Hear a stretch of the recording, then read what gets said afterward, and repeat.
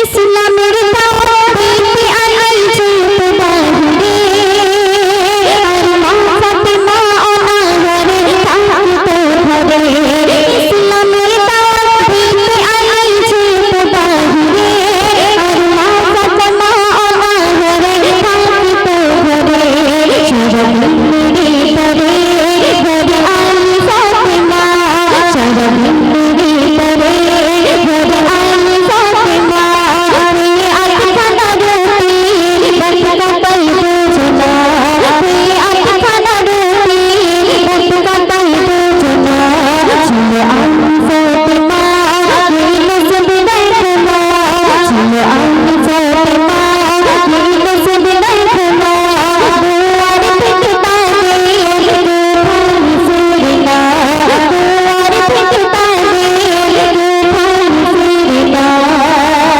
এত সুন্দর শুনবে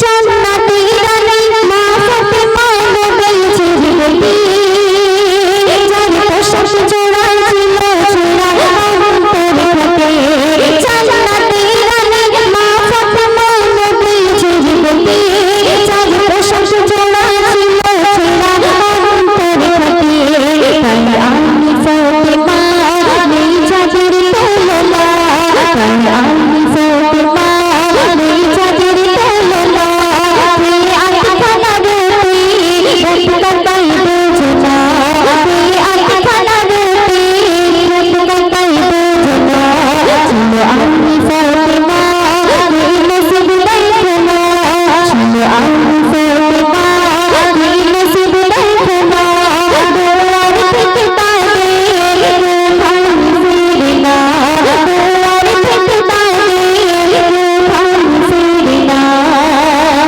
শুনবে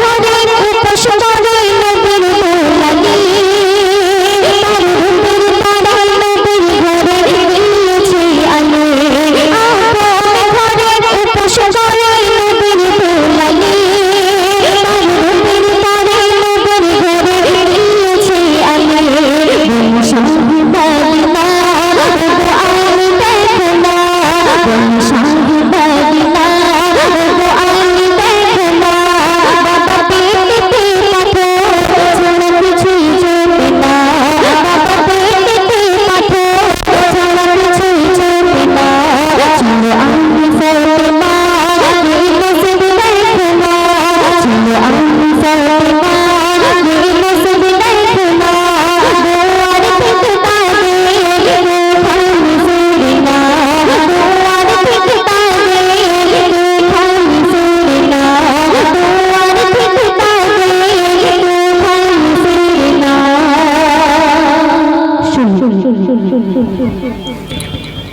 আফসানা পারভীন ওনার কণ্ঠ দিয়ে খুবই সুন্দর একটি গজল শুনলাম। আমাদের কাছে এসে মেহমান আমাদের সমাবেশে উপস্থিত হয়েছেন সারাজাবাদ পঞ্চায়েতের ট্যাক্স কালেক্টর জনাব শাহরুখ হাসান সর্দার মহাশয়কে স্টেজে আসার জন্য অনুরোধ করব এবং একটা বার্তা হায়দার মোবাইল সেন্টার হায়দার ওনাকে স্টেজে আসার জন্য অনুরোধ করব। সাথে বিশিষ্ট সমাজসেবী চঞ্চল সর্দার ওনাকে স্টেজে আসার জন্য অনুরোধ করব। আমরা গজল জগতে ফিরে যাব। আমরা শিল্পী এমডি সাদ্দার আনসারী ভাইয়ের কাছে আমরা একটি গজল শুনে নেব।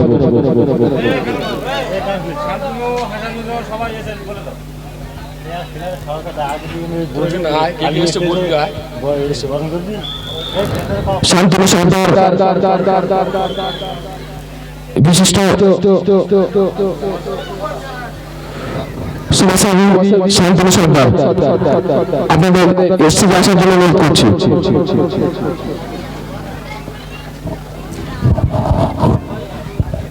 হ্যালো। হ্যালো যাক আলহামদুলিল্লাহ। যেহেতু পরিবেশটা একটু ভিন্ন রকম হয়ে গেছে, গত বছর আমরা যেহেতু আমি এমদাদুল ভাই একই সাথে ছিলাম, তো মোটামুটি মানুষ শুনতে চাইছিল। এবছর কি হয়েছে আল্লাহ পাকি ভালো জানে, নাকি না এবছর আমাদের নেবে না বলে ওই জন্য। হ্যাঁ ভাই, হ্যাঁ আচ্ছা চলুন। জি ভালো ভালো ধরছি না তা, আমি তো প্রথমে দুটো বয়ে গেছে বসেছিলাম, এখানে তো সব চেয়ার ভর্তি ছিল, তা কি করে খালি হলো? হ্যাঁ গত বছর এই স্টেজে অনুষ্ঠান করে গেছে এই ভাই জানে, বলেন তো কি হয়েছে আমি ঠিক জানি না। তো যাই হোক, চলুন আমি মায়েদের জন্য একটা গজল গাই। আমার মায়েরা যেহেতু অনেকে বসে আছেন, সেই জন্য যে কজন মা বসে আছেন, আমি আমার মায়েদের জন্য আমি একটি ছোট্ট করে একটি কালাম গাইব। আর বাচ্চাদের জন্য যে আমি উপহার দেব বলেছিলাম, যেহেতু বাচ্চারা তো সবাই চলে গেছে, তো ইনশাআল্লাহ আবার যদি বসো তোমাদের জন্য উপহার আছে ইনশাআল্লাহ। চলো আমি শুরু করব আমার মায়েদের জন্য, যে কজন আমার আম্মা জানেরা বসে আছেন, যেহেতু অল্প কিছুক্ষণ হবে। তো যেহেতু আগামী কাল আপনাদের মূল অনুষ্ঠান, ঠিক কিনা ভাই? হ্যাঁ কালকেরই তো হবে আসল খেলা। হ্যাঁ চলুন আমি শুরু করছি আমার মায়েদের জন্য। দেখবেন এই দুনিয়ার বুকে কোন সন্তান যখন জন্ম গ্রহণ দেয়, কোনো মা